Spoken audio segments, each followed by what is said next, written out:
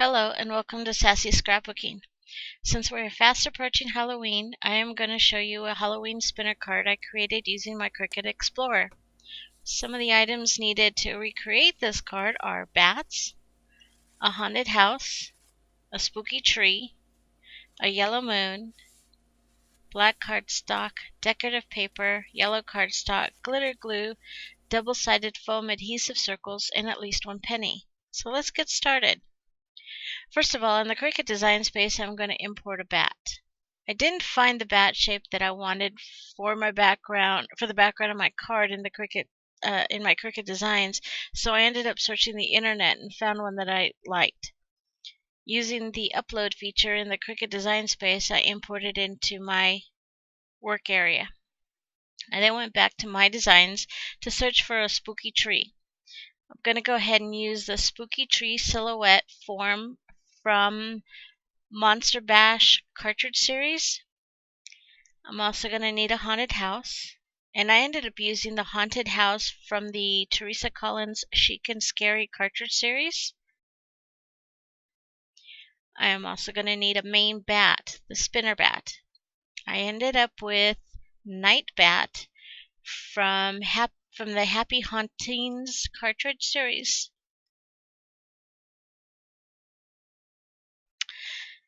Now that I think I have all the items I'm going to need, I'm going to go ahead and size and arrange them to see how they're going to look on my card.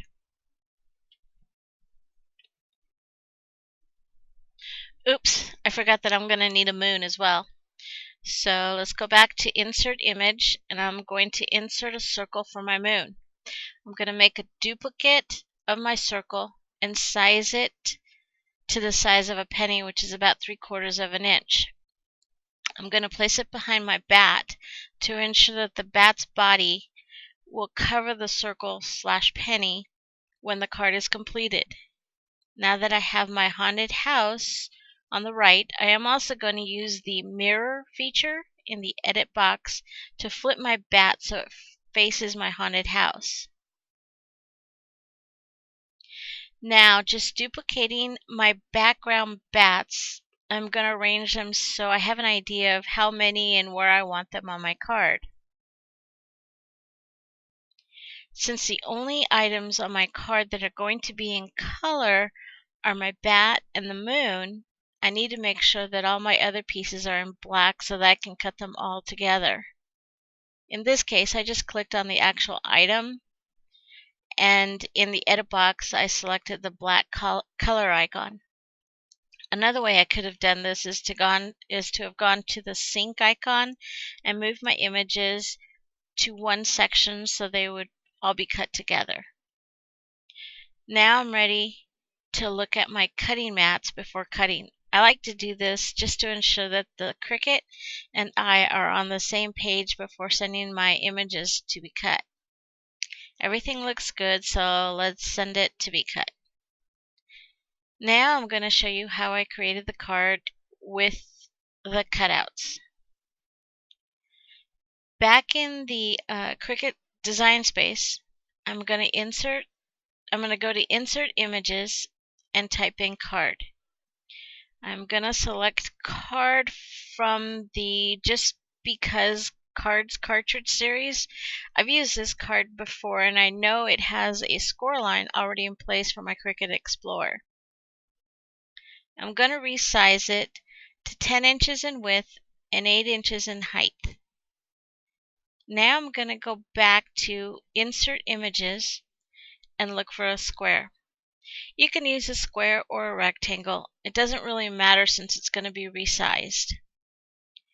Once I have my square in place, I'm going to ungroup it and remove the background image.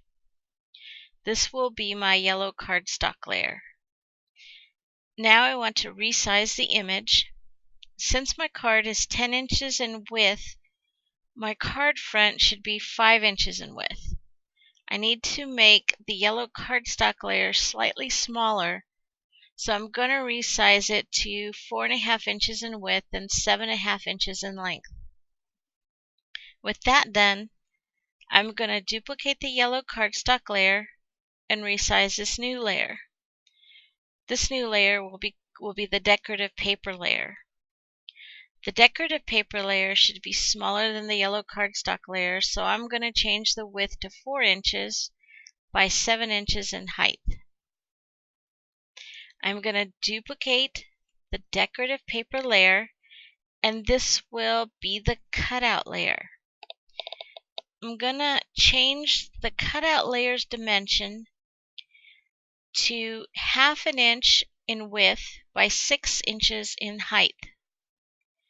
I'm going to change the color of the cutout layer just to make it easier to see, and I'm going to duplicate it as well. Now I'm going to place one of the cutout layers on top of the decorative layer image. I'm trying to center the cutout layer evenly on the top and the bottom, but off center with regards to the width of the decorative layer. Now I'm going to weld the two pieces together. This will form the cutout that I need for the bat to spin and slide back and forth on. I'm going to change the color of this piece as well, just to make it a little easier to see in the next step. Now I'm going to take the decorative layer and place it on top of my yellow cardstock layer and center it top to bottom and side to side. Now this leaves me with the location to place the next cutout layer so that the cutout pieces are on both the yellow cardstock layer and the decorative layer are aligned. Next, I'm going to take the second cutout layer and center it in the cutout section of the decorative layer. I'm going to remove the decorative layer and weld the cutout to the yellow cardstock layer. Now I've created the 3 pieces that will be needed for my spinner card base. Now let's go ahead and cut the pieces and assemble everything together. Okay, now to assemble, I'm going to go ahead and put some tape on the back side of the yellow cardstock just around the cutout opening, and then I'm going to go ahead and put some tape on the back of the decorative piece, and I kind of split it up like this because when you put it together you want to be careful that you line up the cutout portion of it as best as possible, and sometimes it just doesn't line up very well. But anyway, now I'm going to go ahead and take my moon, and I'm actually just going to use glue, and I'm going to go ahead and glue it in place. I'm going to go ahead and take the upper layers of my design and place it over the black cardstock to kind of see how it looks. And with just a scrap piece of the decorative cardstock, I'm going to go ahead and put some repositionable tape on it and line it up with the opening of the cutout and flip the card over so that it's now on the black cardstock. And what I'm trying to do is I'm trying to make sure that the decorative piece of scrap is directly under the cutout. Now I can remove my card, and the scrap piece is still stuck to the black cardstock card, and I can come back and work on that in a minute. In the meantime, I'm going to go ahead and put some glue on my spooky tree and glue it in place. I'm going to take my haunted house and kind of get an idea of where I want it and put some glue on that one as well, and then set it into the position that I'd like, with the little towers kind of going into the moon itself. Give it that spooky look. Now I'm going to go ahead and put some glue on my little background bats, and also put those into the position. Again, I had kind of got an idea where I want the bats and all the different items in place when I was in the Cricut Design Space, and so I'm just going to duplicate that. And now I need to put the spinner bat, the piece that slides around, together. And this particular one has two pieces. Obviously one is black, and I used purple paper, kind of just what the image showed in the Cricut Design Space design. And I'm going to go ahead and assemble that with a little bit of glue.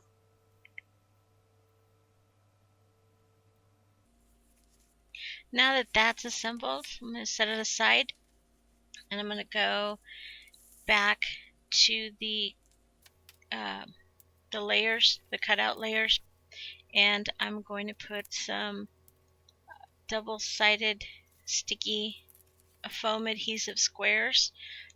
I need to be able to lift the card or the cutout layer away from the actual card stock itself, so that the bat will be able to have room to slide back and forth. Now what I'm going to do is put some permanent tape glue down and set the little scrap piece that I had just cut off into place.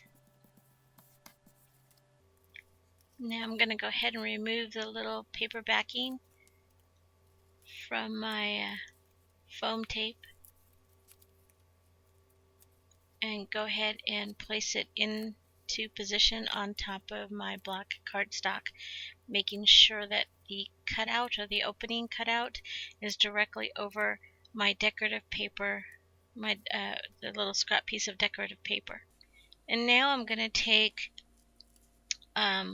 some double-sided foam adhesive circle and center it on a penny. And I'm going to go ahead and remove the backing. And I'm going to place my bat, the body of my bat, onto the other side of the little sticky foam. If I can get it into place there.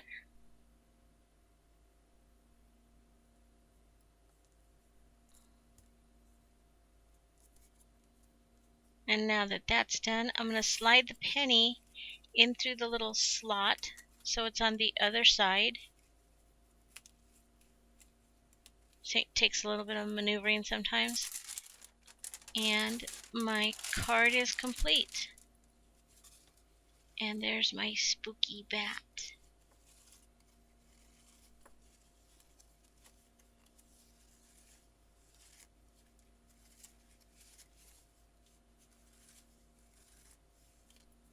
One last step. I took some red glitter glue because it's a vampire bat, and I'm going to go ahead and place some of this glitter glue, red glitter glue, on the little purple cutouts there to create spooky eyes. I'd like to take this time to thank you for watching my video at Sassy Scrapbooking. Please subscribe to my channel and watch my other videos. I will continue to add new videos as my adventures with the Cricut Explorer continue. Bye for now.